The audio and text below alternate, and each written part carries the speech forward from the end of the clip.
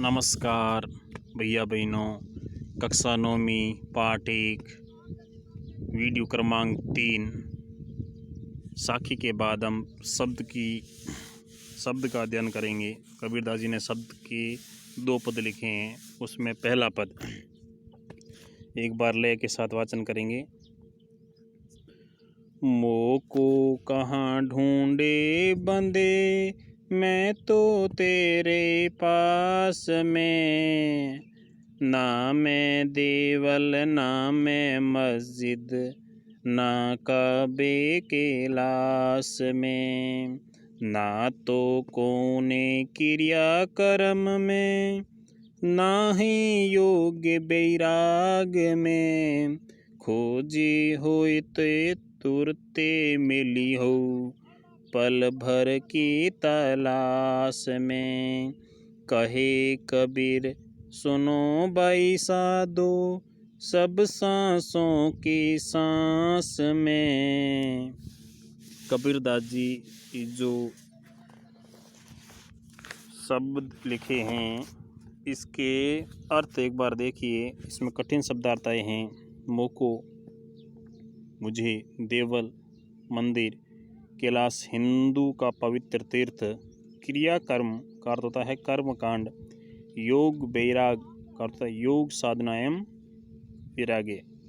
सांस शब्द आया, सांस यानी श्वास, जो अपन श्वास लेते हैं वो श्वास। कबीरदास जी कहते हैं कि इस पद में कहते हैं कि मैं स्वयं निराकार ब्रह्मा मनुष्य को संबोधित करते हुए कहते हैं कि हे मनुष्य, मोको कहाँ ढूंढे बंदे। हे मनुष्य, मोको का अर्थ होता है मुझे। हे मनुष्य, तू मुझे अपने से बाहर कहाँ ढूंढता भटक रहा है। तू मुझे कहाँ ढूंढ रहा है, कहाँ खोज रहा है। हे बंदे, हे मनुष्य, तू मुझे कहाँ खोज रहा है। मैं तो तेरे पास में, मैं तो तुम्हारे पास में ही हूँ। ना मैं देवल ना मैं मस्जिद, नहीं मैं कहीं मंदिर में हूँ और नहीं मस्जिद में हूँ, और ना काबे कैलाश में, काबा मुसलमानों का तीर्थ स्थान, नहीं किसी उस काबे के अंदर हूँ, निवास करता हूँ, और नहीं कैलाश अर्थात कैलाश पर्वत पर।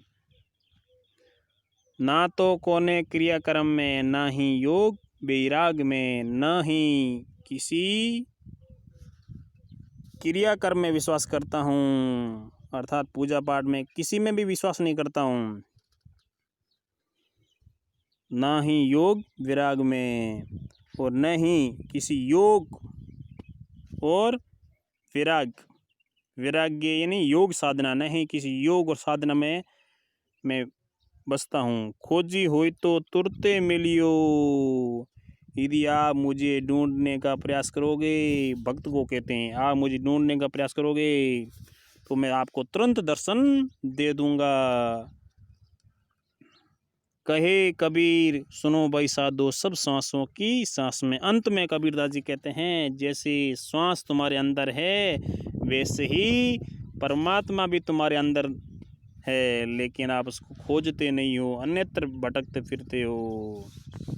इस पद में ईश्वर के लिए मैं शब्द आया, तेरे लिए किसके लिए आया है, भक्त के लिए प्रयुक्त हुआ है। उसके बाद दूसरी जो पद है वो देखेंगे अपन। एक बार लय के साथ वाचन। संतों भाई आई ज्ञान की आंधी रे, संतों भाई आई ज्ञान की आंधी रे, भ्रम की टाटी सबे उड़ानी, माया रहे न बांधी, हित चित्त की द्वे थुनी गिरानी, मोह बलिंडा टूटा, तृष्णा छानी परी कर ऊपरी, कुबदी का भांडा फूटा, जोग जुगती करे संतों बांधी, निर्चू चुए न पानी, कूड़ कपट काया का नक्शा, हरे की गति जब जानी। आंधी पीछे जो जल बूठा, प्रेम हरिजन भीना। कहे कबीर भान के प्रगटे, उदित बया तम खीना। शब्दार्थ इस पद में कुछ आए हैं। सबसे पहले है भ्रम। भ्रम का अर्थ है संदेह। टाटी का अर्थ है पर्दा। माया का अर्थ होता है दौलत। उसके बाद है हित्ती शब्द का अर्थ होता है भलाई। थूनी का अर्थ होता है दो खंबे जिन पर झोपड़ी की छत होती है। बलिंडा का अर्थ है छप्पर के नीचे लगने वाली बड़ी बल्ली। खीना सबसे अंत में जो शब्द है खीना, उसका अर्थ होता है मंद हो गया। उसके बीच में एक शब्द है भांडा का अर्थ है बर्तन। उसके बाद है निर्चु का अर्थ निश्चिंता पूर्वक। चूवे का अर्थ होता है टपके। काया का अर्थ होता है शरीर। भान शब्द का अर्थ होता है सूर्य। इस प्रकार कठिन शब्दार्थ कुछ लिखे हैं उसके नीचे। अब एक बार अपन इसका भावार्थ देखेंगे। संतों भाई आई ज्ञान की आंधी रे। कबीर दास जी कहते हैं हे साधुओं संतों, ज्ञान की आंधी आ गई है। भ्रम की टाटी सबे उड़ानी। ज्ञान की आंधी आने पर, जो ज्ञान उत्पन्न होने पर क्या हो गया, सारे भ्रम नष्ट हो गए। भ्रम की टाटी सबे उड़ानी, माया रहे न बांधी। अब माया जो रूपी रस्सी बंधी हुई है वो सारी क्या हो गई, टूट गई है। अर्थात माया से लगाव हट गया है। हित चित्त की द्वे थूनी गिरानी। उसके बाद क्या है, इस प्रबल आंधी के कारण हित और चित्त, दूसरों की जो भलाई है और अर्थात स्वयं हित चित्त भलाई है, वो उसमें मन लग गया है। प्रबल आंधी के वेग के कारण छप्पर में जो लगी है जो खंबे हैं वो गिर गए हैं। अर्थात मोह और आसक्ति से जो खंबे हैं वो सारे क्या हो गए, ढह गए हैं। लालच रूपी जो मन था वो पूरा ढह गया। मोह बलिंडा टूटा। इतना नहीं, जो तृष्णा है वो भी उसकी मिट गई है। तृष्णा छानी परी घर ऊपरी, कुबदी का भांडा फूटा। अर्थात तृष्णा रूपी छप्पर को संभाले हुए जो मोह रूपी सहतीर के टूटते ही शारीरिक अहंकार रूपी छप्पर भी गिर गया है। उसके बाद है अर्थात मोह और तृष्णा के जो समाप्त होते ही शारीरिक अहंकार भी समाप्त हो गया है। जोग जुगती करी संतो बांधी, निर्चु चुए ने पानी। अर्थात उन्होंने योग और जो युक्तियां हैं और सद्वृत्तियां की सहायता से अपने शरीर रूपी जो छप्पर का निर्माण किया है, वह भी